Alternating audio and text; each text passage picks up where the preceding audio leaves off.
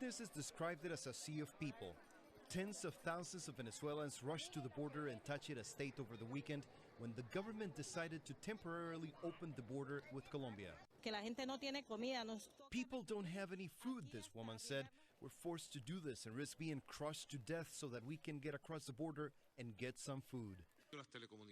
Venezuelan President Nicolás Maduro ordered the border closed last August after a clash between Colombian paramilitary and Venezuelan troops. Since then, Venezuelans have been suffering all kinds of shortages. Even basic food products are scarce, as we were able to witness recently in Caracas, the capital. Visiting a supermarket is a good way to illustrate the collapse of the Venezuelan economy and the shortages and inflation that Venezuelan consumers are experiencing right now. For example, I'm standing here in the middle of this aisle. There should be milk on the shelves, and as you can see, they're completely empty.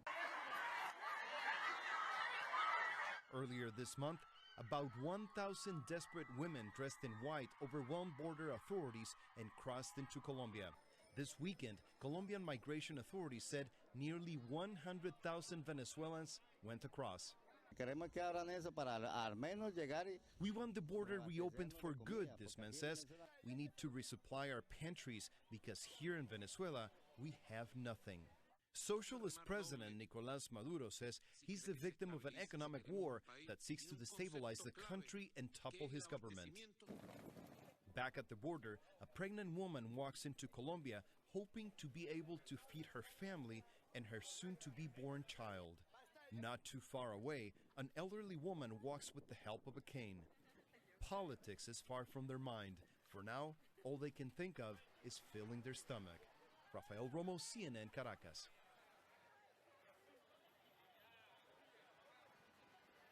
Venezuelans cried at the sight of fully stocked supermarket shelves in Colombia.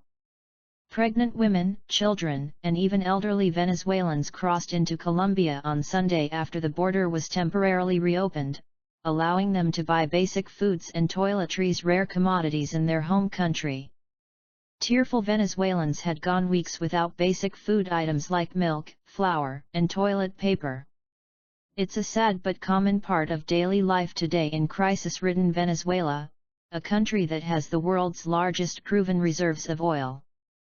Colombian officials estimate that about 100,000 Venezuelans crossed the border. Venezuela is expected to dive deeper into the abyss this year, according to new projections published Wednesday by the International Monetary Fund. The IMF forecasts Venezuela's economy will shrink 10% this year, worse than its previous estimate of 8%. It also estimates that inflation in Venezuela will catapult to 700% this year, up from the earlier guess of about 480%.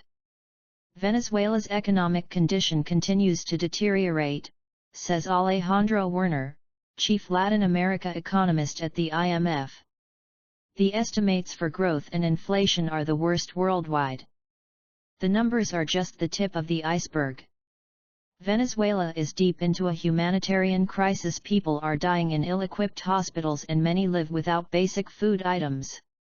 Venezuela can't pay to import goods because its government is desperately strapped for cash after years of mismanagement of its funds, heavy spending on poorly run government programs, and lack of investment on its oil fields.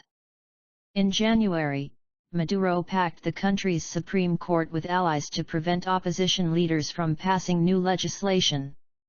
Maduro also refuses to allow a referendum vote on his presidency. Most recently, Congress has attempted to strip some of the country's Supreme Court judges of their power and appoint new ones. It's all even more tragic given that despite Venezuela's oil abundance, its state-run oil company, PDVSA, is broke. Venezuela's oil production fell to a 13-year low in June, according to OPEC, of which it's a member. Its cash and gold stockpile are dwindling too. Venezuela's foreign reserves are now a mere $11.9 billion, according to its central bank. 2 years ago it had $20 billion.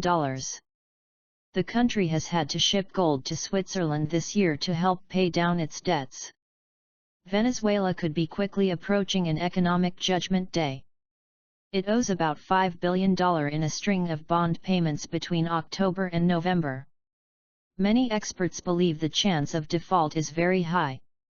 Venezuela has decided to temporarily reopen the border with Colombia, and many are taking advantage to cross into Colombia to purchase food. Venezuelans in long lines, we need food and medicine. It should have been a day to celebrate. Nearly everyone in Venezuela had the day off Sunday for Workers' Day, and to sweeten it, the government gave workers a 30% increase in the minimum wage. Venezuelan state television broadcast images of people marching in Caracas, waving signs supporting President Nicolas Maduro in their emblematic red garb. But the pay hike isn't as good as it sounds. According to the International Monetary Fund, inflation in Venezuela is projected to increase 481% this year and by a staggering 1,642% next year. The rise in the minimum wage will mean nothing in just a few weeks. So on May Day, the annual holiday honoring the country's workers, people on the streets of Caracas seemed anxious. It was pouring rain, not usually the kind of weather for walking. But Julian Perez came to the city's commercial center prepared to get in line.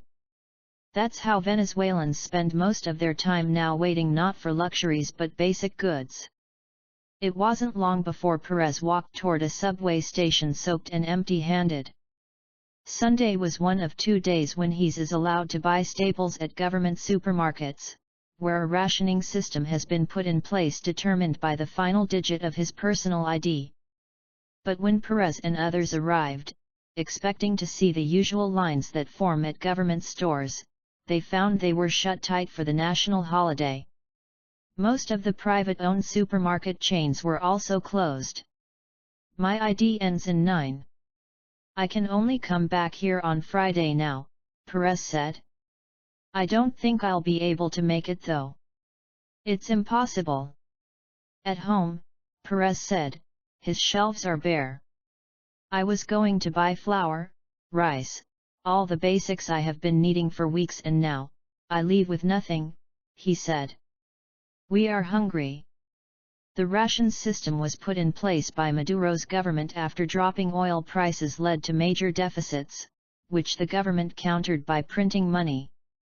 The result, extreme inflation, making imports of basic goods unaffordable.